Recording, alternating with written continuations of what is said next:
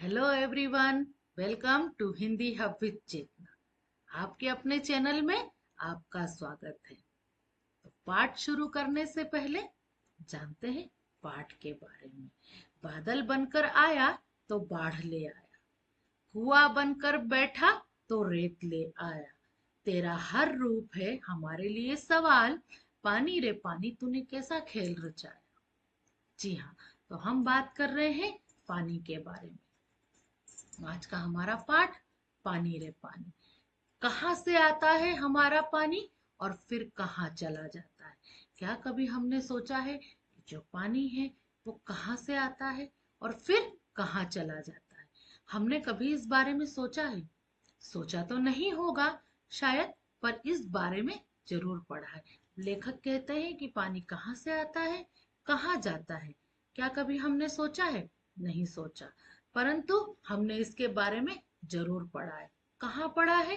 भूगोल की किताब पढ़ते समय जल चक्र जैसी बातें हमें बताई जाती है। तो जब भी हम भूगोल पढ़ते हैं, ऐसे सब्जेक्ट पढ़ते हैं जिसमें हम जल चक्र के बारे में पढ़ते हैं, और सबने पढ़ रखा है। जल चक्र वही जल चक्र जो पहले सूर्य की किरणें समुद्र में पड़ने पर जो वाष्प उठती है, वही वाष्प वापस जल चक्र के थ्रू कहाँ जाती है? बादलों में जाती है। वही बादल पानी बनकर वापस हमें मिलते हैं। तो यही होता है जल चक्र। पाठ में भी आपको बताया गया है। तो एक सुंदर सा चित्र भी होता है इस पाठ के साथ। देखिए, आप देख सकते हैं, ये यहाँ पर तीर बने हुए हैं। ये जल चक्र, यहां से ये पानी।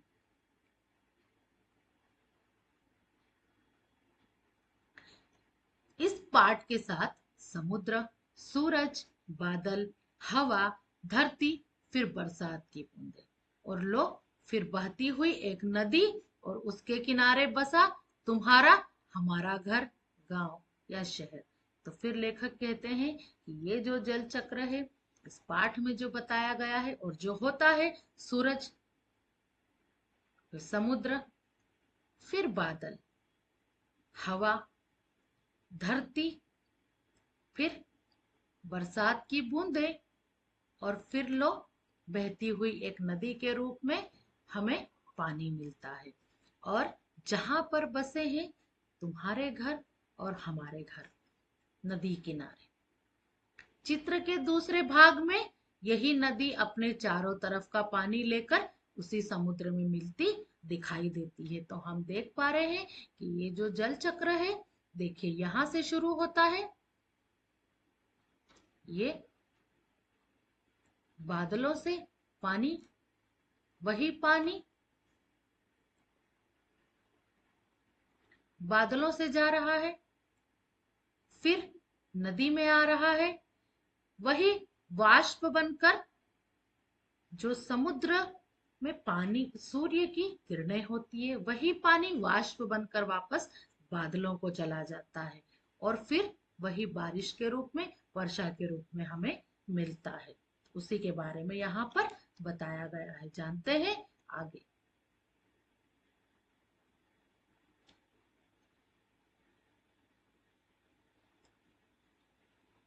चित्र में कुछ तीर भी बने हैं। समुद्र से उठी भाप बादल बनकर पानी में बरसती है, बिल्कुल सही। और फिर इन तीरों के सहारे जल की यात्रा एक तरफ से शुरू होकर समुद्र में वापस मिल जाती है। जल चक्र पूरा हो जाता है। यह तो हुई जल चक्र की किताब बात। लेखक कह रहे हैं कि जो जल चक्र की बातें मैंने बताई, जो हमने सबने देख रखा है, वो तो किताबी बातें हैं। पर अब तो हम सबके घरों में, स्कूल में, माता पिता के कार्यालय में, कारखानों और खेतों में पानी का कुछ अजीब सा चक्कर सामने आने लगा है। तो अब लेखक थोड़ी सी चिंता की बात बता रहे हैं कि कहाँ कहाँ पर थोड़ा सा पानी का चक्कर आने लगा है। घरों में, स्कूल में, कार्यालय में, कारखानों में खेतों का पानी कुछ अजीब सा फेर लेने लगा है। नलों में अब पूरे समय पानी नहीं आता। अब जब नल खोलो तो उससे पानी के बदले सू सू की आवाज आने लगती। तो लेखक यहाँ पर कह रहे हैं कि अब पूरे समय नलों में पानी नहीं आता। जब भी हम नल खोलते हैं तो हमें पानी के बदले सू सू की आवाज आने लगती है। मीन्स वो नल सूखे पड़े होते हैं। पानी आता भी है तो बेवक्त, बेवक्त में जिसका कोई समय फिक्स नहीं है। जैसे टाइम पर पानी आता है, कभी देर रात को तो कभी बहुत सवेरे। तब मीठी नींद छोड़कर घर भर की बाल्टियां, बर्तन और घड़े लेकर फिरते बैठो। पानी को लेकर कभी कभी कहीं कहीं आपस में तू तू मैं भी हो जाती। तो लेखक यहाँ पर कह रहे हैं कि हमें नल का तो कोई फिक्स टाइम नहीं है, जब उसका मन होता है तब आ जाता है। कभी रात में आता है, कभी सुबह आता है। तो हमें हमारी मीठी नींद तोड़कर घर भर की बाल्टियां और बर्तन लेकर, घड़े लेकर हम कहाँ जाते रहते हैं? पानी भरते हुए। तो पानी को तो कभी कभी कहीं कहीं आपस में पानी को लेकर हमारी तू तू मैं भी हो जाती है। रोज रोज के इन झगड़ों टंटों से बचने के लिए कई घरों में लोग मोटर, नलों के पाइप में मोटर लगवा लेते हैं। बिल्कुल सही, हमने देखा ही है आजकल बिना बिना मोटर के तो पानी भी नहीं ऊपर आता। तो कई घरों में क्या होता है कि मोटर लगने के कारण आसपास के जो घरों का पानी है वो भी हमारे घर में आ जाता है। तो यहाँ पर आसपास का हक छीनने जैसा काम है। तो यहाँ पर फिर लेखक कहते हैं कि ये तो ऐसी ही बात हुई जिसे हम किसी का हक छीन रहे हो। लेकिन मजबूरी मानकर इस काम को मोहल्ले में कोई एक घर कर बैठे तो फिर और कई घर यही करने लग जाते हैं। फिर यहाँ पर जब किसी एक घर में मोटर चालू हुई तो बाकी के घर भी अपने मोटर को चालू करने में लग जाते हैं। होड़ लग जाती है लोगों में कि इसने मोटर चालू करी, अब हम भी शुरू करते हैं पानी भरना। अब कई चीजों की तरह पानी भी बिकने लगा है, लेकिन समस्या तो ये है कि पानी न मिलने की जगह अब पानी बिकने भी लगा है। यह कमी गांव शहरों में ही नहीं बल्कि हमारे प्रदेशों की राजधानियों में और दिल्ली, मुंबई, कोलकाता, चेन्नई और बेंगलोर जैसे बड़े शहरों में भी लोगों को भयानक भयानक कष्ट में डाल देता है।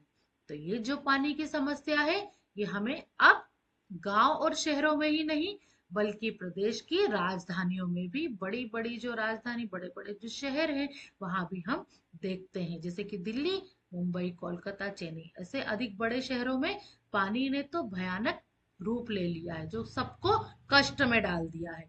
देश के कई हिस्सों में तो अकाल जैसी हालत बन जाती है। अकाल का मतलब होता है भोजन और पानी की अत्यधिक कमी या अत्यधिक कमी हो जाना, सूखा हो जाना। तो कई शहरों में अकाल की भी हालत बन जाती है। यह तो हुई गर्मी के मौसम की बात। तो यहाँ पर ये जो पूरी बात हो रही थी गर्मी के मौसम की हो रही थी। लेकिन बरसात के मौसम में क्या होता है वो भी कभी हमने सोचा है कि बरसात में तो हमें चारों तरफ से पानी मिलता है। तब हम क्या करते हैं? लो, सब तरफ पानी ही पानी बहने लगता है। हमारे, तुम्हारे घर, स्कूल, सड़कों, रेल की पटरियों पर पानी भर जाता है। सभी जगह पर पानी भर जाता है। हमारे घरों में, तुम्हारे घरों में, स्कूल में, सड़कों में, चारों तरफ पानी पानी होता है। देश के कई भाग बाढ़ में डूब जाते हैं। बाढ़ मतलब अत्यधिक पानी की अधिकता आने के कारण जो है वो गांव के गांव, शहर के शहर, भाग भाग क्या होते हैं? बाढ़ में डूब जाते हैं। यह बाढ़ न गांवों को छोड़ती है और न मुंबई जैसे बड़े शहरों को।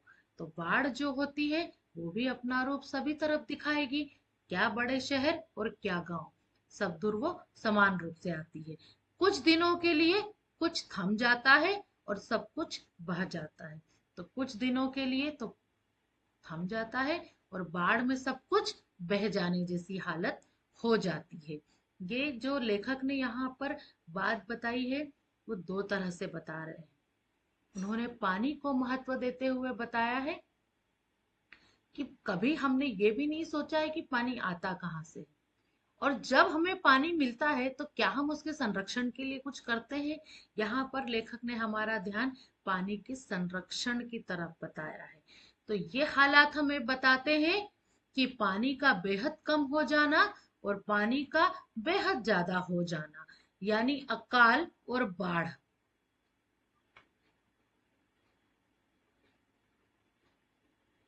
एक ही सिक्के के दो पहलू है। कहीं पर पानी बहुत ज्यादा होना, कहीं पर पानी बिल्कुल कम होना। तो जब पानी की अधिकता हो जाए तो बाढ़ जैसे हालत हो जाते हैं, और जब पानी कम हो तो अकाल जैसी हालत हो जाती है। यदि हम इन दोनों को ठीक से समझ सकें और संभाल लें तो कई समस्याओं से छुटकारा मिल सकता है। तो यहाँ पर लेखक ने हमें पानी को संभालने की बात कही गई है। चलो थोड़ी देर के लिए हम पानी के इस चक्कर को भूल जाएं और याद रखें कि अपनी गुल्लक को, लेखक कह रहे हैं कि चलिए हम पानी का जो टॉपिक है हमारा, हम थोड़ा सा उससे हट जाएं और हम गुल्लक के बारे में सोचें। गुल्लक वही पैसे इकट्ठे करने का बर्तन होता है जिसमें पैसे डाले जाते हैं। तो चलिए हम याद करते हैं उस गुल्लक को। जब भी हमें कोई पैसा देता है, हम खुश होकर दौड़कर उसे झट से अपनी गुल्लक में डाल देते हैं। तो यहाँ पर कहा गया है कि जब भी हमें कोई पैसे देते हैं, हमारे पास पैसे होते हैं, तो उस पैसे को हम गुल्लक में डाल देते हैं ताकि वो उसमें सेफ रहे।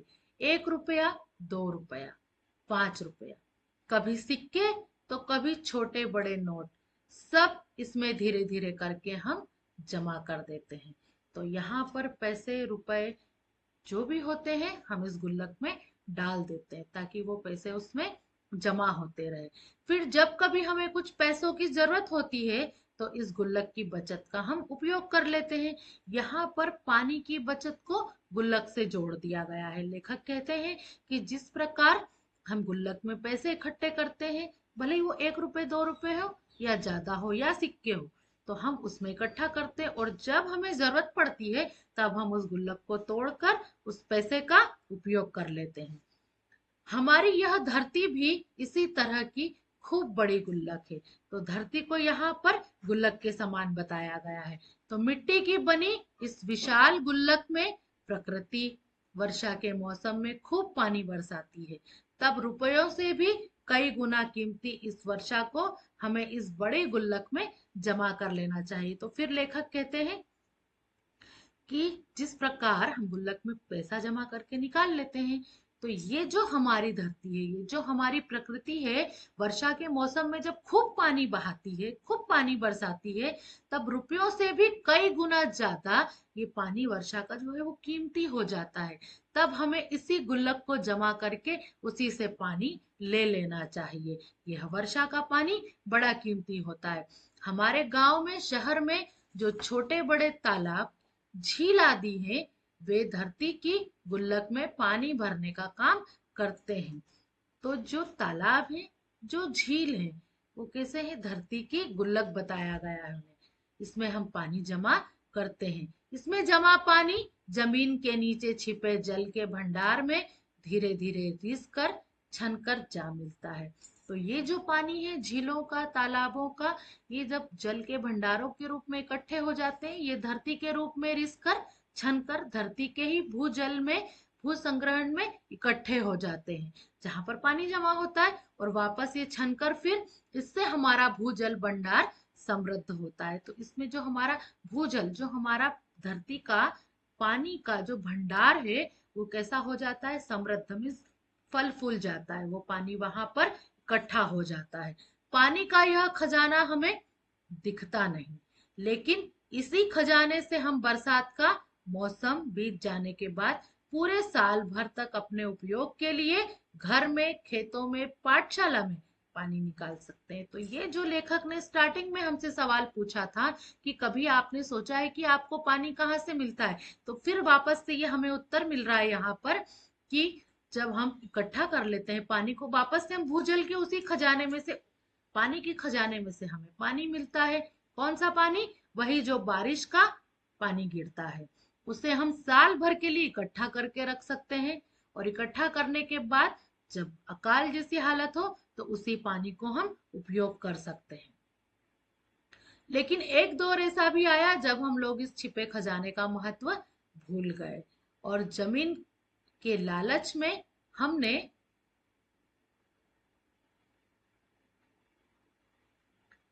इन तालाबों को कचरे से पाट कर, भर कर समतल बना दिया। तो अब यहाँ पर तालाब बहुत कम हमें देखने को मिलते हैं, और अगर हैं भी तालाब तो हमने क्या किया है, उस तालाब में कचरा डाल दिया है। कचरा डालकर उसको प्लेन समतल बना के रख दिया है। देखते ही देखते इन पर तो कहीं मकान, कहीं बाजार, स्टेडियम और आदि खड़े हो गए। मीन्स उस तालाबों में जो पानी की जगह थी, उस पानी की जगह पर हमने क्या किया, देखते ही देखते मकान खड़े कर दिए, बाजार बना दिए, स्टेडियम, सिनेमा घर आदि खड़े कर दिए, आदि बना दिए। तो अब हमें तालाब नहीं देखने को मिलते। इस बड़ी गलती की सजा अब हम सबको मिल रही है। गर्मी के दिनों में हमारे नल सूख जाते हैं और बरसात के दिनों में हमारी बस्तियां डूबने लगती है। तो गर्मी के दिनों में हमारे नल कैसे हो जाते हैं, बिल्कुल खाली हो जाते हैं। और बारिश के दिनों में हमारे घर, बस्तियां कैसी हो जाती है, डूबने जैसी, बाढ़ जैसी स्थिति हो जाती है। इसलिए यदि हमें अकाल और बाढ़ से बचना है तो अपने आसपास के जल स्रोत, जल स्रोत पानी का प्राकृतिक साधन, जहां से हमें पानी मिलता है, तालाबों की और नदियां और आदि की रखवाली अच्छी ढंग से करनी चाहिए। तो अब यहाँ पर लेखक हमें कहते हैं कि हमें जल स्रोतों की रखवाली अच्छी तरह से करनी चाहिए। तो उसमें कौन कौन से आए साधन, तालाब और नदियां, इनकी हमें रखवाली अच्छे से करनी चाहिए। जल चक्र हम ठीक से समझ सके, जब बरसात हो तो उसे, उसी पानी को हम थाम ले, अपना भूजल भंडार सुरक्षित रखें, अपनी गुल्लक भरते रहें। मतलब जहां पर भी हम पानी संग्रह कर सकते हैं वही हमारे भूजल भंडार। वो पानी कहाँ जाता है, धरती में समा जाता है। उसी लेखक ने उसे गुल्लक कहा है। तो उसे हम भर कर रखें, संभाल कर रखें, तभी हमें जरूरत के समय पानी की कभी कोई कमी नहीं आएगी। यदि हमने जल चक्र का ठीक उपयोग नहीं किया तो हम पानी के चक्कर में फंसते चले जाएंगे। तो लेखक यहाँ पर कह रहे हैं कि यदि हमने पानी का, जल चक्र का सही ढंग से उपयोग नहीं किया, पानी के संरक्षण को, उसके महत्व को नहीं समझा, तो फिर हम कैसे हो जाएंगे, उसी चक्कर में फंसते चले जाएंगे। तो ये था अनुपम मिश्र की द्वारा रची गई कहानी पानी रे पानी। बहुत ही अच्छी और प्रेरणादायक कहानी थी हमारी, निबंध था हमारा, जो हमने अच्छे से पढ़ा और समझा।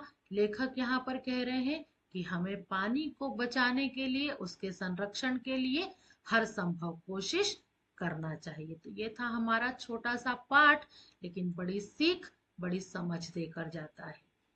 जानते हैं इसके अगले पार्ट में इसकी पूरी समरी। तब तक के लिए keep watching, keep learning, keep growing.